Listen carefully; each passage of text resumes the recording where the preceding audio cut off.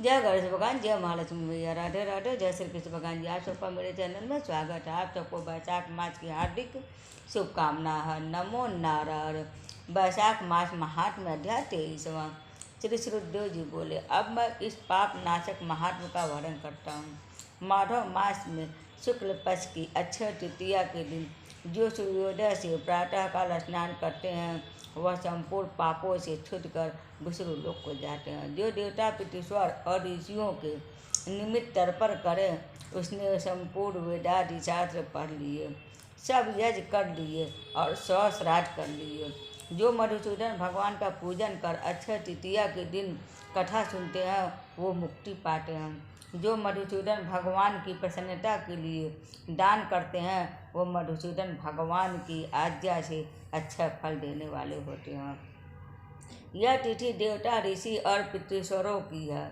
इसमें सनातन धर्म करने पर देवता पितृश्वर और ऋषियों की तृप्ति होती है।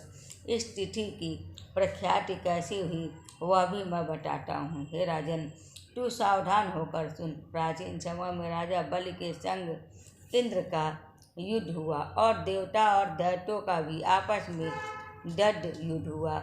इंद्र पातालवासी बलि को जीत कर फिर पृथ्वी पर उत्तर के आश्रम में गया। वहां जाकर उसकी मंदगामिनी गर्भीणी पत्नी को देखा, जिसकी कमर में सुवर्ण सूत्र में कमरबंद केकड़ी शोभा दे रही थी।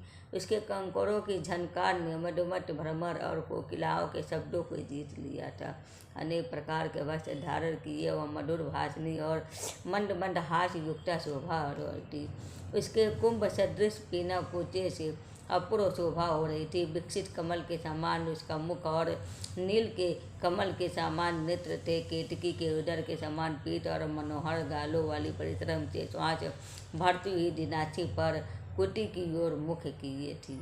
उसे प्रयक पर शयन करती ही देख इंद्र को मोह उत्पन्न हुआ और वह बलपूर्वक उस गर्भीणी स्त्री से भोग करने लगा। तब गर्भस्थ पिंड ने अपने गिरने के भय से दुखी होकर अपने पांव से योनि मार्ग को ढक दिया, जिससे इंद्र का वीर्य पृथ्वी पर ही गिर पड़ा। तब गर्भस्थ शिशु पर इंद्र को महाक्रोध हुआ और रोष के मारे तांबे जैसे लाल नेत्र करके शाप दिया कि हे दुर्विदेव, तूने पांव से योनि द्वार को रोका है, इससे तू जन्मांध हो। तब दुर्गत मानव पावों से वीर्य संचालन से जयंत के समान हुआ।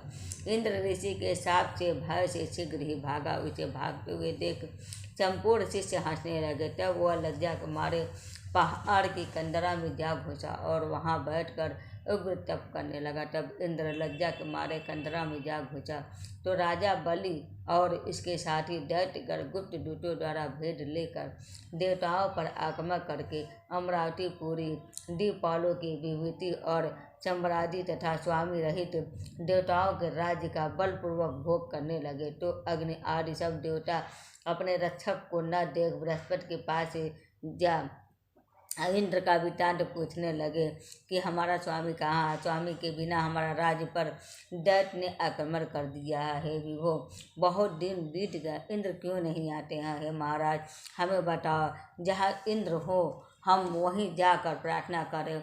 इस प्रकार जब देवताओं ने पूछा तब बृहस्पति बोले, रसातल में बलि को जीत कर इंद्र उद्धत के आश्रम में गया और वहाँ पर जा उद्धत की स्त्री से बलपूर्वक संभोग किया। इस पर उसके शिष्यों ने बड़ी निंदा की है। इससे लज्जा के मारे वह स्वर में नहीं आया और पर्वत की गुफा में घुस गया।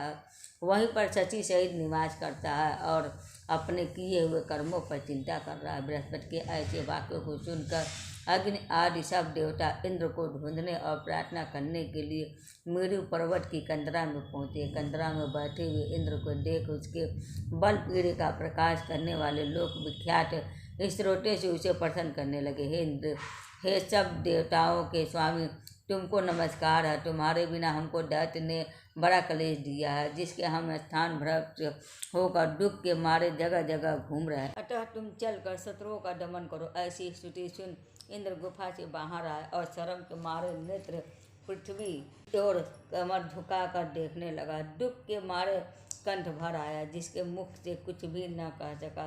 यह दशा देख बृहस्पति जी बोले, हे इंद्र, तू शंका क्यों करता है।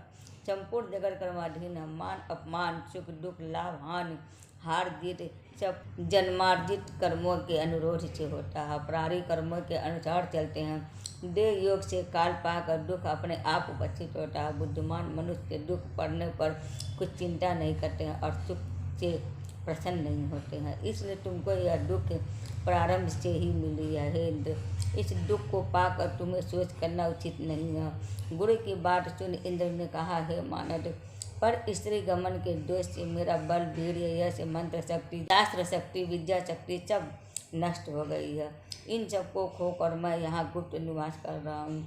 इंद्र की यह बात सुन बृहस्पति सहित सब आपस में उसको फिर बल देने का विचार करने लगे। तब बृहस्पति जी कहने लगे कि मधुसूदन, भगवान के प्रिय वैशाख मास में सभी तिथियाँ बड़ी पूर्ण रूप है। इसमें शुक्ल पक्ष की तिथि अक्षय तिथि है। जो इस तिथि में श्रद्धापूर्वक स्नान दान आदि करते हैं, निसंदेह इसके सहस्त्रों पाप नष्ट हो जाते हैं तथा बल, वीर और ऐश्वर्य अत्यंत बढ़ते हैं।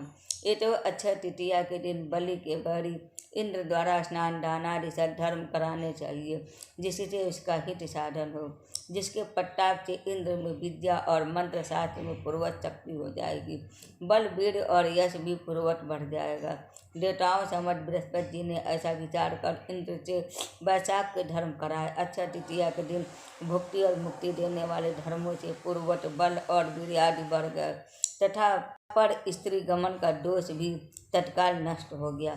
इस कर्म से इंद्र अपने पाप कर्मों से इस प्रकार छूट गया जैसे चंद्रमा राहु से छूटता, और वह देवताओं के मध्य पूर्वत शोभा को प्राप्त हुआ। इंद्र ने देवताओं को संग ले असुरों को जीत अक्षय तृतीया के महात्म्य से सब वैभव से मुक्त हो अमरावतीपुरी में प्रवेश किया। आगे शंख तुरैयादि बाजे बजने लगे।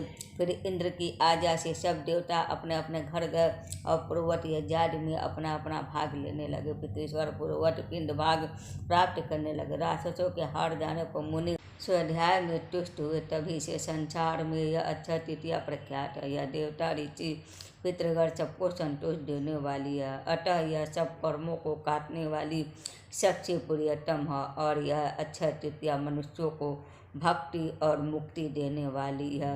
नमो नारायण। वैशाख मास महात्म की अध्याय 23वां संपूर्ण हुआ। तो बोले विष्णु भगवान जी की जय। हर हर महादेव।